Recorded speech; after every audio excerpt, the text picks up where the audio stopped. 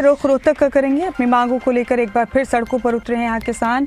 Mansarovar park से नारेबाजी करते हुए लघु सचिवालय तक पहुंचे किसान। हरियाणा किसान मजदूर संघर्ष मोर्चा की अगुवाई में किसान एकजुट हुए।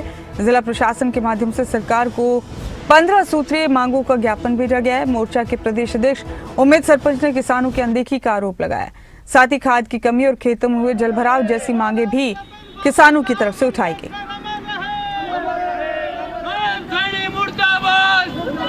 रोहतक से आप ये देख रहे हैं तस्वीरें।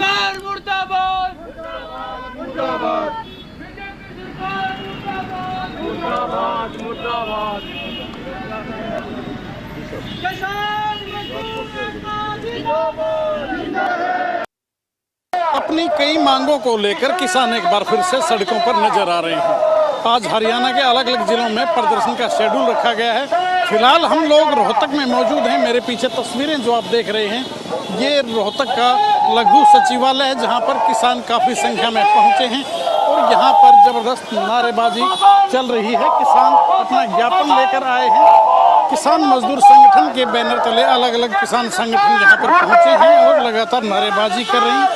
कहना सीधा यही कि अपनी जो डिमांड्स हैं उनका ज्ञापन जो है ये डिप्टी कमिश्नर को सौंपेंगे। हालांकि डीआरओ आए थे, लेकिन किसानों ने स्पष्ट तौर पर मना कर दिया कि अगर ज्ञापन लेने आना है तो डिप्टी कमिश्नर स्वयं आए। किस तरह की मांग है वो उमेद सरपंच उनसे पूछेंगे। सरपंच साहब, क्या कुछ आपकी डिमांड्स हैं? हमारी डिमांडें 15 है भाई। मुख्य मुख्य क्या डिमांड्स हैं जो आप लेकर आज प्रदर्शन कर रहे हैं सभी जगहों पर?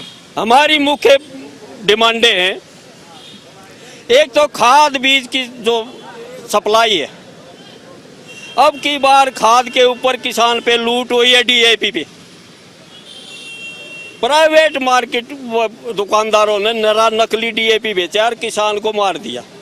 फसल यूं की यूं खड़ी है, डीएपी डाल लिया, कोई असर नहीं है और उसके खिलाफ सरकार कोई कानून कार्रवाई नहीं कर। सरकार ने कानून बनाया था पिछली बार, हरियाणा सरकार ने, भाई जो नकली बीज खाद पेस्टिसाइड बेचता मिलेगा उसके खिलाफ सख्त से सख्त कार्रवाई होगी। लेकिन डीलरों ने, खाद डीलरों ने सरकार पे इतना दबाव बना दिया, यूनियनें बना के, हड़तालें करके, सरकार ने उस कानून को लागू नहीं किया। हम उस कानून को लागू करवाना चाहते हैं। भाई हमारी जो लूट कर रहा है उसके खिलाफ कानूनी कार्रवाई तो करो।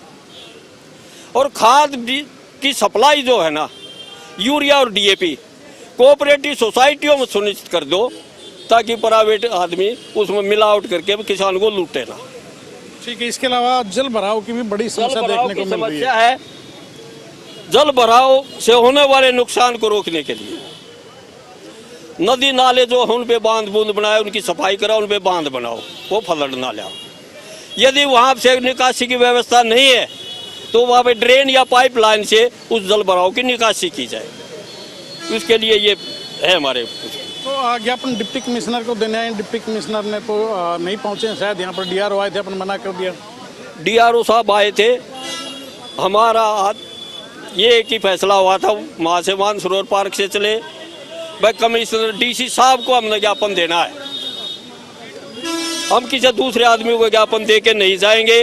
यदि डीसी साहब नहीं आते तो हम इस ज्ञापन को, अब इस आज़ाद भारत में पहला काम होगा जो ज्ञापन देने वाला जो अपने ज्ञापन को जला के चला जाए।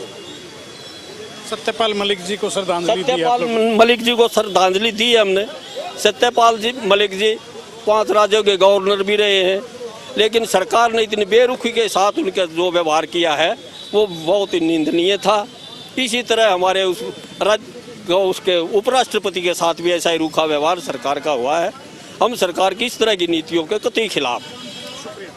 तो ये उमेद सरपंच थे स्पष्ट तौर पर कहना कि अगर डिप्टी कमिश्नर यहाँ ज्ञापन लेने आएंगे तो हम लोग अपना ज्ञापन देंगे, अन्यथा हम अपने इस ज्ञापन को आग लगा देंगे। ये सीधा सीधा कहना है उमेद सिंह सरपंच का, जो इस प्रदर्शन की रोहतक में अगुवाई कर रहे हैं। वीडियो जर्नलिस्ट कमलजीत के साथ देवेंद्र दांगी, रोहतक।